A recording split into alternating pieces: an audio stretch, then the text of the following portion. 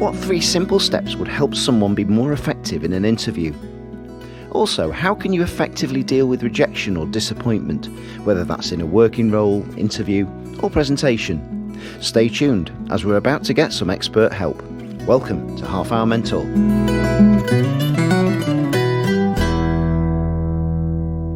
My name's Ian Cleverden, and welcome to the final episode of the first series.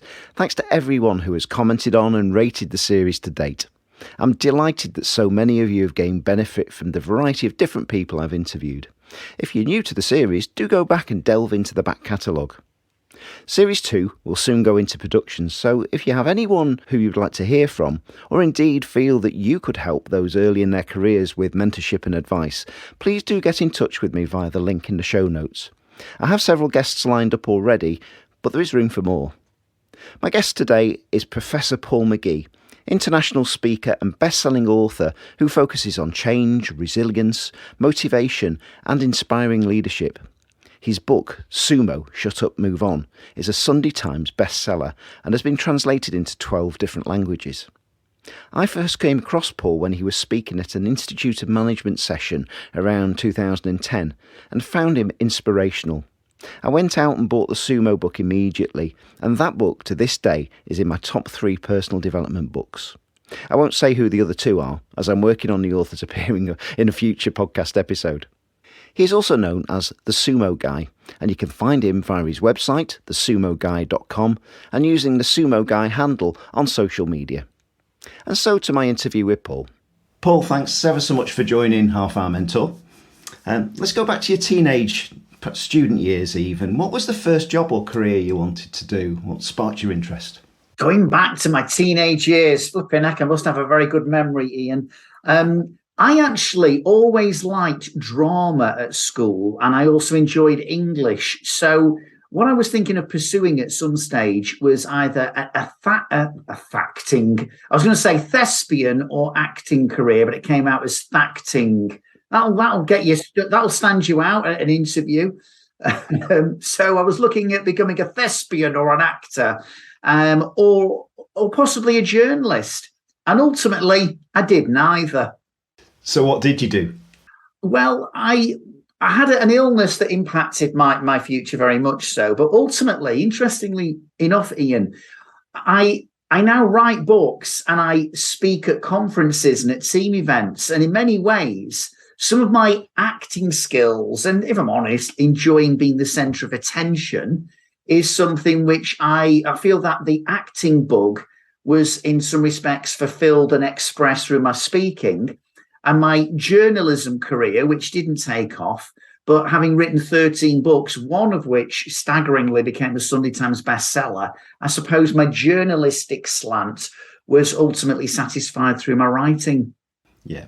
And that Sumo book, which we'll talk about in a minute, I mean, it's one of the reasons why I've got you on the podcast, because of the benefit it's given me in the past. But again, we'll talk about that in a moment. I think I understand at one stage that you work with people who you were helping them that would be made redundant. Can you tell us a bit about what that involved and how that sort of supported, how you supported them and how, they supported your development? Yeah, many, many years ago, before your listeners were born, but in the early 1990s, we closed a lot of coal mines throughout the country. And that left tens of thousands of people who worked for British Coal, not just underground, but in offices, supporting them, finance, admin, etc., made a load of them redundant. And I'd gone self-employed at the time. Having signed off invalidity benefit, having been ill for a number of years. And I was involved in helping with CV writing, interview techniques. And it's interesting that, Ian, one of the things I realized was that you could help people with their CV. You could even give them interview techniques. But the most important thing to work on for everybody was their mindset and their attitude and their self-belief. And we had this like a mini job centre. And some people would come in and they'd go, right, I'm looking for an opportunity, and they'd spend some time there. And others would come in because we'd invited them. And they go, I don't know why I'm even here. There's no jobs. And I would say to them, how did you get to this centre? And they'd go, well, I drove here. And I said, did you notice that there was traffic whilst you drove in? They went, well, of course there was traffic. What are you trying to get at? I said, what are those people in cars doing? Just driving around aimlessly, or are they working or driving to work? So yes, the economy at the time was a challenge. We were actually in a recession, but mindset matters massively. It's something I continually talk about in all kinds of capacities in which I'm involved in working. And it was really important for the people in that context. Yeah, that obviously comes across, and I think very much about mindset is throughout all the work that you've done that we've seen recently is it threads through all of that.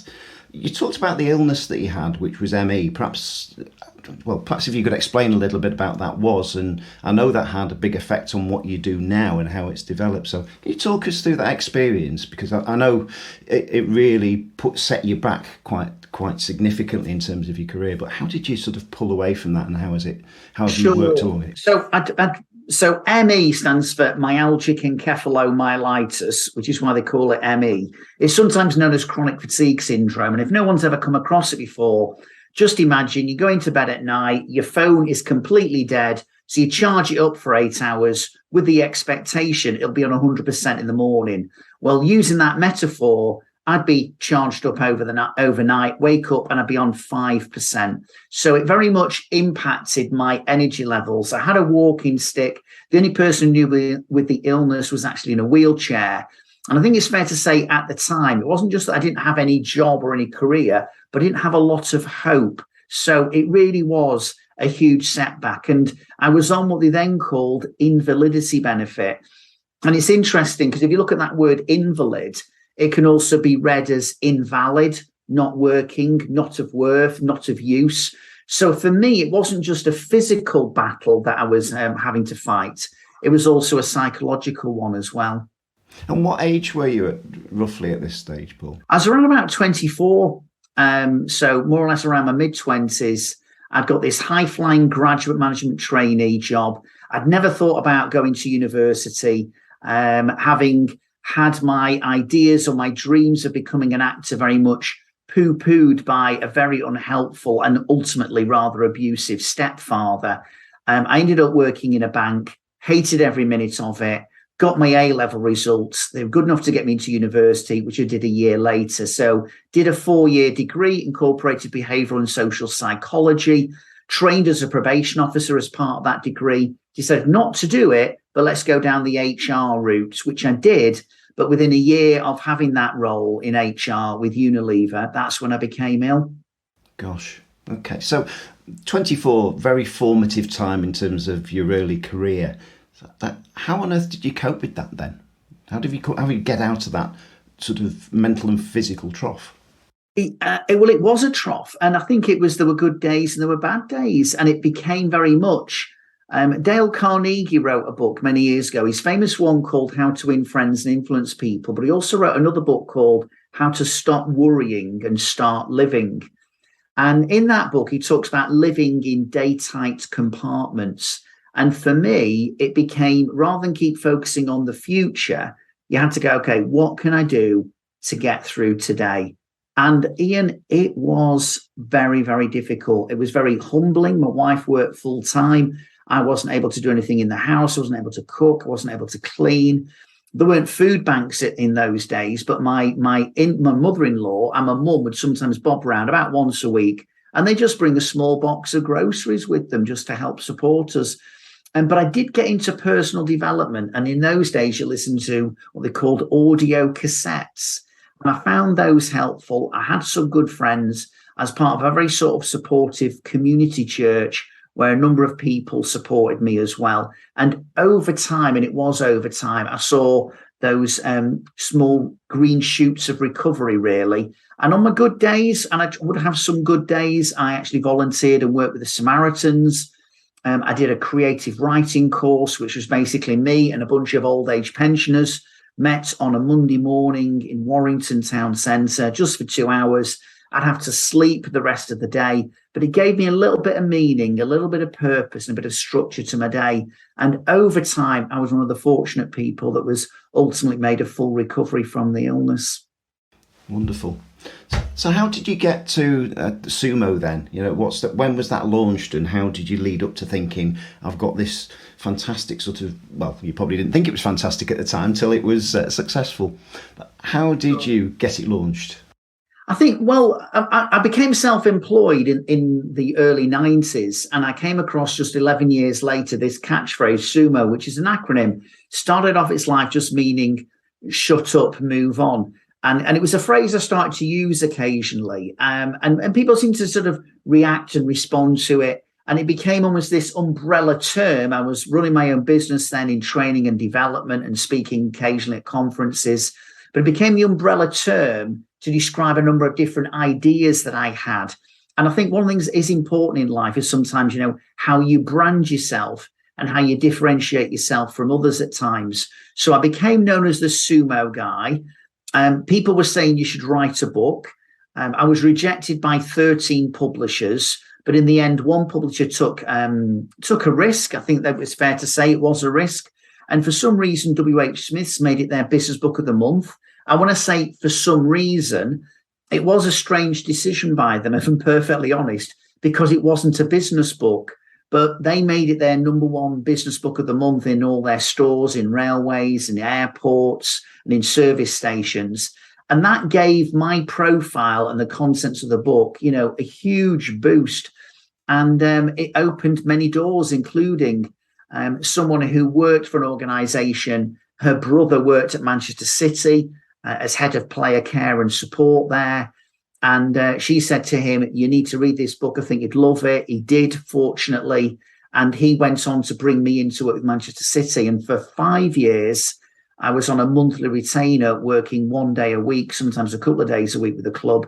And then 5 years after that, after they set up their own psychology department, didn't need me, I still had various staff who would basically bring me in to do some work with them. So it was very much a stepping stone, and it's been a story of evolution rather than revolution as such. It wasn't overnight success. It was meant over many years. Yeah, I mean, I can go back, and I'm trying to think of the date. It was around about 2010, 2011. It might have been a bit sooner that I first saw you on a conference, and some of the things about how the beach ball. I'm going to leave that there because there's a link in the show notes for this podcast that will give links to everything that you do. And I do strongly recommend people, if they haven't seen the book, just go out and get it, because it is, for me, I have to say, it was life-changing. Thank you. The beach ball, the victim T-shirts, so many little simple things that make a huge difference. Yeah, but can I go back to that bit where you said about you had rejection from so many different publishers? Because that sort of resonates a bit with me with perhaps some of our listeners who are looking for, let's say, a final year university student. They've sent out 30 applications for jobs. They've had 25 rejections, and they think, I'm never going to get a job. How do you deal with that? How did you deal with the publishing issue? And I suppose that translates to how recommendations for our listeners as well. Sure. I actually think it's unhelpful to say, well, don't take it personally. You will take it personally. You know, if you're applying for a job, or in my case, I was trying to get a book published. It's you, isn't it? You're representing yourself. With me, I was representing my ideas. So I have this little concept in Sumo, which is called Hippo Time is Okay. What do hippos do in mud? They have a bit of a wallow. So first of all, when you get a rejection, I'm not going to go, oh, well, never mind, keep on fighting and press on. Actually, acknowledge your disappointment. You know, digest your disappointment. Sometimes in life, to feel mad, bad, or sad is okay. So I'm not one of those that goes, well, you just got to keep on smiling and pressing on. Yes, on one level you do, but also allow yourself a little bit of hippo time. But also remember this, it's a detour, it's not a destination, because some people can wallow for too long. And one thing is, when I would get a book rejection, and in those days, because my book came out ultimately in 2005, but in 2004, we were still using, although we did email, obviously, but I'd get a letter very often, and you'd eagerly open up the white envelope or the brown envelope as to what the publisher had said, get another setback, another rejection. And one thing that I would allow myself was a bit of hippo time. But before the day was out, I was thinking, what is one small positive step I can take today? So although I'd have my hippo time, What's the one thing I could do? Which was maybe it would be research some other kind of publisher who you could send your proposal to. Or it might well be, I know I've listened to that audio cassette before that I found motivational, but I'm going to listen to that again. So I always think it's about acknowledging your disappointment, digesting it, but not drowning in that sort of like pool of self-pity, if you like, and think, is there one small step I can take? And thinking about persistence as well. It's interesting. I'm now on TikTok, and I've had a video go viral in the last 24 hours. If you consider a video that's had over 100,000 views as viral. Now, here's what's really interesting, Ian, is that was the 60-second video I posted. I'd done 61 before then, and some of them had done okay, but nothing earth-shattering. And then the 60-second one I post, it's well over 100,000 views so far and climbing. Why do you think that is? What do you think that resonates with the audience? I think, well, it was interesting because I think it's learning. And I think that's the other thing about when you apply for jobs. Don't just digest your disappointment. Ask yourself 2 questions. What can I learn from this rejection? And what would I do differently next time? And I found with some of the videos I was doing, I'd always high energy and had some good ideas, wanted to share with people. My daughter said to me, and she's in her late 20s, she said, Dad, for a lot of people, they just want something really sharp and snappy and simple.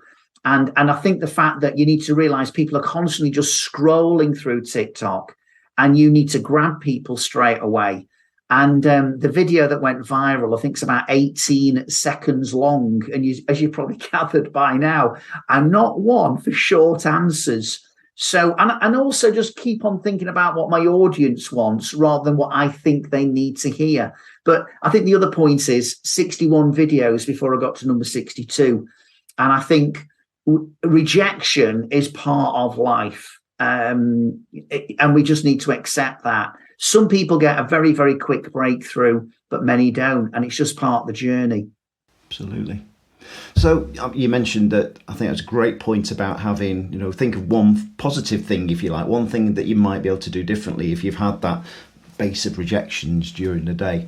If you turn that into, say, I don't know, a finance student, for example, who thinks I need to join a PwC, a KPMG, other accounting, auditing firms are available, but they're getting those constant rejections, then how would you translate what you've learned and what you put across into somebody in those shoes?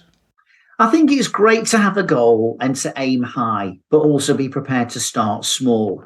I mean, a DJ that most people will be familiar with and a broadcaster is Chris Evans. And I think sometimes people see the glory, but they don't always understand the story that got people there. He worked for, I think it was Piccadilly Radio in Manchester as a runner. He was unpaid. And I think just be prepared at times to, although you can have high hopes and high expectations, the first rung on the ladder is a massively important one, because then it's going to help you get to the next rung and the next rung. And I think sometimes, although we can aim high, ultimately, we need to realize there is a journey to get there. There is a process to get there. And just because maybe some of the big hitters in the world of accountancy and finance might not have taken you on. There was a guy who I used to work with at British Coal, incredibly positive attitude, and he kept all his rejection letters. Now it would be your rejection emails, but he put them in a folder, and he called the folder "They've Missed Out on Me" folder. And it's interesting, isn't it? 13 publishers said to me, forget it, Sumo, shut up, move on. It is not going to sell. One of them actually explicitly said, no one is going to buy a book that's telling them to shut up and move on. And it became a Sunday Times bestseller and translated into 11 or 12 different languages. There are 13 publishers who probably look back and think, where would we be financially if we'd have taken a risk with that guy? But they acted with good intention. People who are trying to recruit always act with good intention. They miss out on you. We can have a pity party. We can have a bit of hippo time, but then we just got to move on. And I've had this other little phrase, blessed are the flexible, for they will be successful. Sometimes you've just got to be flexible and adaptable, but realize life is often about stepping stones rather than one big giant leap. Great advice, really is. Looking at yourself now then, sort of presently, successful in all of those angles, what's your recipe for success? How do you motivate yourself? Someone said to me recently, what gets you out of bed in the morning? I said, my bladder. But apart from that, I don't know. I just feel I am, we talk about this whole concept of gratitude and mindfulness, and some people see it as a bit twee and cheesy. But at the end of the day, I do think quite deeply about a lot of things. And one of the things that I think deeply about is we happen to have this privilege of being alive on this planet. And despite all the challenges we've got, there's probably never been a better time in human history to be born. And if you're born in the Western Hemisphere, you're in the top 5-10% of the wealthiest people on earth with so many opportunities. And that isn't to make people feel guilty. It's just to say, come on, I know there's a cost of living crisis. I know there's all kinds of issues and challenges, but let's just stop and appreciate what we have. And also just to recognize that, okay, well, if life's an opportunity and it's a bit of a gift, let's not waste that gift or opportunity. So I am, old enough to be the father of probably every one of your listeners. And yet I am still, as I say, I just went onto TikTok because I thought maybe I could reach a whole new audience. Let's understand the privilege of life, and let's understand that actually one of the ways you become fulfilled is not always thinking about how you meet your needs, but how do you help and support other people? Because when you help and support other people, you find you feel good about yourself. So yes, I've achieved what some people consider to be success. It's come at a cost at times. It's come at a price. It's been a struggle. It's definitely not been overnight. But why can someone who's getting on to being, nearly 60 years old feel so passionate about stuff? Is because I still feel life's a privilege and we shouldn't waste it.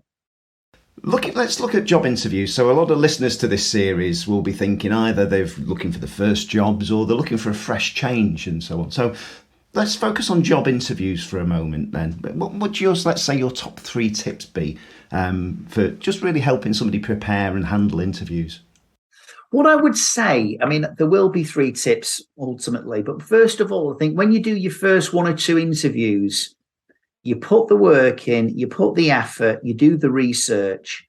My concern is that when you start to get a number of interviews, if you're not careful, you become complacent. So I have interviewed people in the last sort of few years. I've been developing my team. We tried to get some people involved in doing Sumo for Schools, which is like the children's branch of Sumo. And I would interview people. I'd say, tell me what you know about Sumo. And someone would go, is it a book? It's a book, isn't it?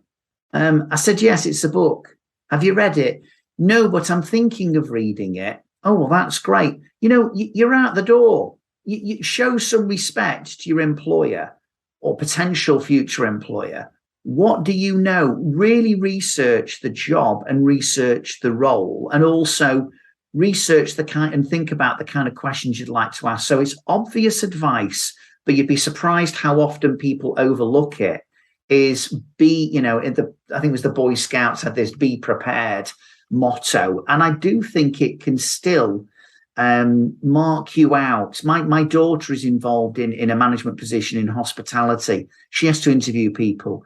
She's staggered. People stumble across a job, opportunity, and they don't put the preparation. So number 1, whole thing around preparation and research. Number 2 is be a bit of a politician, because when politicians are trained, get some media training, it's often said that the politician doesn't always directly answer the question. And what they've been trained to do is to make sure that whatever points they want to get across in that interview with the media, however the questions are asked, those points are put across. Now, how does that relate to you as someone who's going for a job interview? you really want to kick yourself if at the end of the interview you say something along the lines of, well, they never asked me anything about this, or I wasn't given a chance to shine. I think at times you need to think, what are the 2 or 3 key things I must make sure I get across at this interview about myself? And whether the questions directly lead you to that or not, you don't leave that interview until you think you've actually put across the key things you wanted to ask. So be prepared. Think about what the key points you are wanting to put across, whether you specifically asked the right questions or not. And thirdly, it's more the post-interview. And it's what I talked about earlier on, which is to do some reflection and to ask yourself, okay, what worked well? What was I pleased about? And also, what could I learn from that experience and perhaps do differently next time? And I remember one job interview I went for many, many years ago when I was just getting over my illness. And he took me to the cleaners, the interviewer. And I'm so glad he did, because I was poorly prepared. And I've thought to myself, I will never experience that feeling again in my life. And I never did.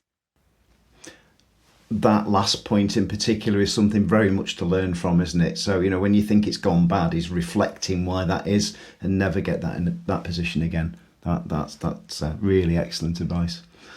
Well, Paul, thanks ever so much for sharing your experience and your wisdom with us, and good luck with the future with all that you do with Sumo. And as I say, all the details will be in the show notes for people to be able to follow what you do, even the TikTok link as well.